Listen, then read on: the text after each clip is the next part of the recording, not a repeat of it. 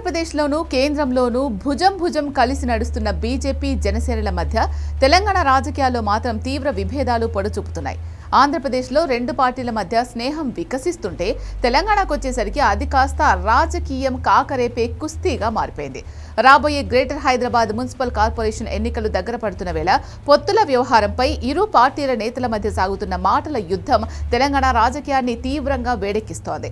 రాబోయే జీహెచ్ఎంసీ ఎన్నికల్లో ఏ పార్టీతోనూ పొత్తు పెట్టుకోబోమని, తాము ఒంటరిగానే బరిలోకి దిగుతామని తెలంగాణ బీజేపీ రాష్ట్ర అధ్యక్షుడు రామచంద్రరావు స్పష్టం చేశారు.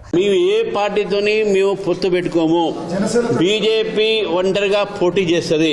జనసేన కానీ ఇంకే పార్టీ కానీ జాతీయ పార్టీ కాబట్టి అది ఎన్డీఏలో భాగం కాబట్టి అది జాతీయ స్థాయిలో ఆ రెండు పార్టీ గురించి నిర్ణయిస్తారు. కానీ మాకు ఎటువంటి పార్టీతోని తెలంగాణలో పొత్తు ఉండదు, అది స్పష్టం చేస్తా ఉన్నాం.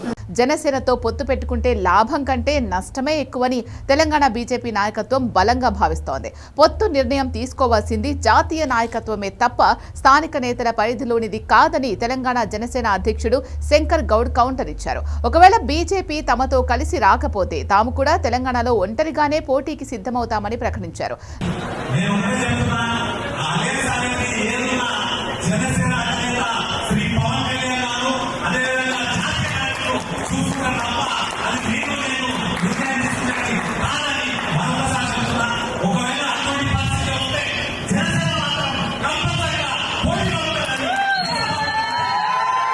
దీంతో ఇరు పార్టీల మధ్య మంటలు రాజుకున్నాయి. తెలంగాణ బీజేపీ నేతలు జనసేనతో పొత్తును తీవ్రంగా వ్యతిరేకించడానికి ప్రధానంగా కొన్ని కారణాలున్నాయి. తెలంగాణ ప్రజల్లో జనసేనను ఇప్పటికీ ఒక ఆంధ్రప్రదేశ్ ప్రాతిపదిక గల పార్టీగానే చూస్తున్నారని బీజేపీ నేతలు భావిస్తున్నారు. ఇటీవల జనసేన అధినేత ఆంధ్రప్రదేశ్ ఉప ముఖ్యమంత్రి పవన్ కళ్యాణ్ తెలంగాణను ఉద్దేశించి చేసిన కొన్ని వ్యాఖ్యలు తెలంగాణ ప్రజల్లో తీవ్ర ఆగ్రహాన్ని కలిగించాయి.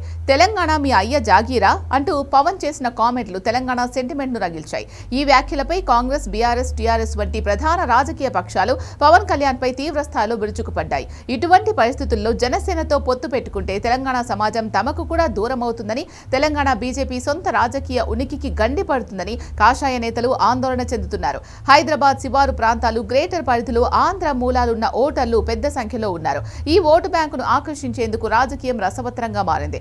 ఆంధ్రప్రదేశ్లో తాము అధికారంలో ఉండడం, తెలుగుదేశం పార్టీతో కలిసి పనిచేస్తూ ఉండడంతో గ్రేటర్లోని సెట్లర్ల ఓటు తమకే పడతాయని జనసేన భావిస్తోంది. అయితే ఈ పరిస్థితిని ముందే గ్రహించిన తెలంగాణ ముఖ్యమంత్రి రేవంత్ రెడ్డి సెట్లర్ ఓటర్లకు దగ్గరయ్యేందుకు వేగంగా పావులు కదిపారు. హైదరాబాద్ నగరం నడిబొడ్డున దివంగత ఎన్టీఆర్ విగ్రహాన్ని ఆవిష్కరించడం, జూబ్లీహిల్స్ అసెంబ్లీ ఉప ఎన్నికల సందర్భంగా ఆంధ్ర సంఘాల ప్రతినిధులతో నిరంతరం సత్సంబంధాలు కొనసాగించడం ద్వారా సెట్లర్ల ఆదరణ పొందేందుకు సీఎం ప్రయత్నిస్తున్నారు. వైఎస్ఆర్ హయాం మినహా ఆ తర్వాత నగరంలోని శివారు ప్రాంతాల్లోని ఆంధ్ర ఓటర్లు యాంటీ కాంగ్రెస్ గా ఉన్నారు అనే విషయాన్ని అధ్యయనం చేసిన రేవంత్ రెడ్డి ఆ ఇమేజ్ను వారిని కాంగ్రెస్ వైపు తిప్పుకునే వ్యూహాన్ని విజయవంతంగా అమలు చేస్తున్నారు. ఒకవేళ బీజేపీ, జనసేనలు వేర్వేరుగా ఒంటరిగా పోటీ చేస్తే ఓటు బ్యాంకు చీలిపోయే ప్రమాదం స్పష్టంగా కనిపిస్తోంది.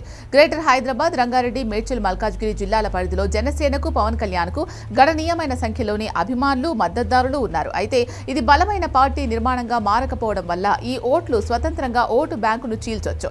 జనసేన, బీజేపీలు విడివిడిగా పోటీ చేస్తే కాంగ్రెస్, బీఆర్ఎస్ పార్టీలకు లబ్ధి చేకూరే అవకాశాలున్నాయి. ఇది ఏ పార్టీకి ప్లస్ అవుతుంది, ఎవరికి డ్యామేజ్ చేస్తుంది అనేది ఓటర్ల తీర్పుపై ఆధారపడి ఉంటుంది. జాతీయ స్థాయిలో బీజేపీ, జనసేనల మధ్య మంచి మైత్రి ఉన్నప్పటికీ తెలంగాణ బీజేపీ నేతలు మాత్రం మా సొంత బలం మీదే మేము నిలబడతాం, ఆంధ్ర రాజకీయాల నీడ మాపై పడనివ్వం అని స్పష్టం చేస్తున్నారు. పొత్తుంటే తెలంగాణలో సొంత బలం లేకే పొత్తు పెట్టుకున్నారు అనే నింద పడుతుందని బీజేపీ భయపడుతోంది. ఈ రెండు పార్టీల మధ్య పొత్తు పొడుస్తుందో లేక తెగుతుందో తెలియాలంటే జీహెచ్ఎంసీ ఎన్నికల నోటిఫికేషన్ వచ్చే వరకు వేచి చూడాల్సిందే.